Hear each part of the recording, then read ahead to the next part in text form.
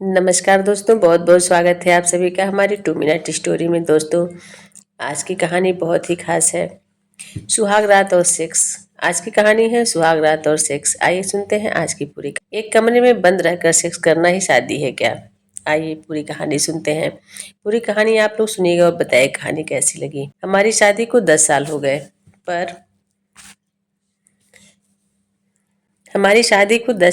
पर तुम्हें मेरी भावनाओं का कोई कदर नहीं है। ना रोमांस बचा है, ना मजाक। तुम और तुम्हारा अखबार, टीवी और मोबाइल यही करते रहते हो। रमेश ने चाय की चुस्की ली और एक मुस्कान फेंकते हुए कहा, अच्छा तो ये बताओ, रोमांस के लिए तुम्हें कब वक्त मिलता है? सुबह किचन में किलेबंदी चलती है, दोपहर में बच्चे के साथ उम्र का महायुद्ध चलता है और रात को तुम खुद नींद के गहरे समुद्र में डूब जाती हो। अब बताओ रोमांस कहाँ से आए? उसके इस जवाब ने मुझे और चिढ़ा दिया और तुरंत कहा, क्या ये सब मेरी ही गलती है?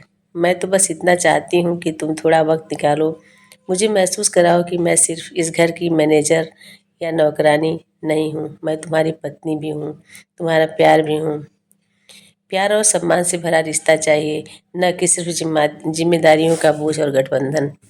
रमेश ने अखबार एक तरफ रखा और अपनी खास शैली में जवाब दिया, अच्छा तो ये क्या मैं हर रोज तुम्हारे लिए कविता लिखूं या सुबह सुबह तुम्हें फिल्मी हीरो की तरह गोद में उठा लूं? अब सच बताओ, अगर मैंने ऐसा किया तो तुम कहोगी, रमेश बच्चों के सामने ये सब मत करो।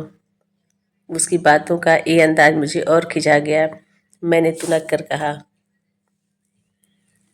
तुम हर बात में मजाक क्यों करते हो? मैंने तो बस कहा कि अब जो अब वो गर्मजोशी हमारे रिश्ते से गायब है।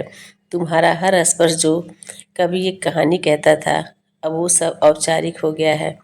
इस बार रमेश थोड़ा गंभीर हुआ। उसने मेरी आंखों में देखा और नरम आवाज में बोला, देखो मान्या, प्यार तब भी था और अब भी है।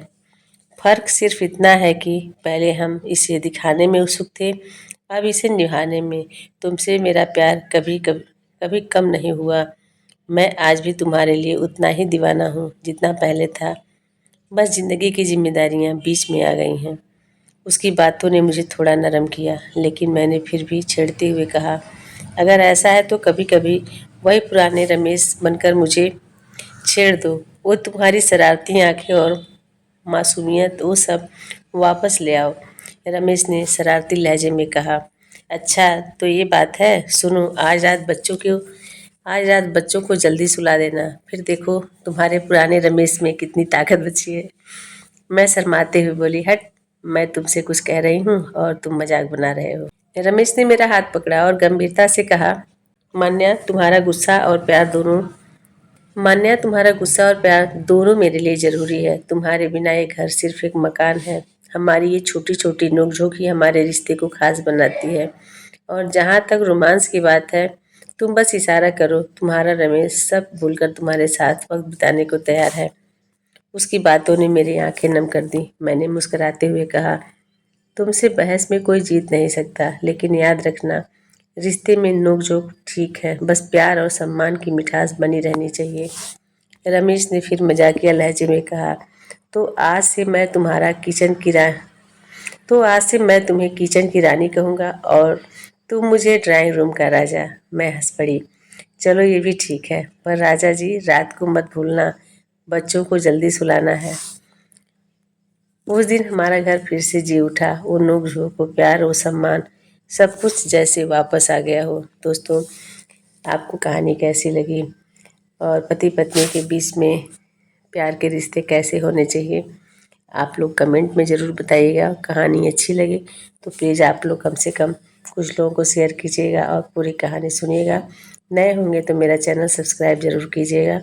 इन्हीं शब्दों के साथ विदा लेती हूँ, फिर मिलती हूँ नई कहानी में। तब तक के लिए आप सभी को प्यार भरा नमस्कार।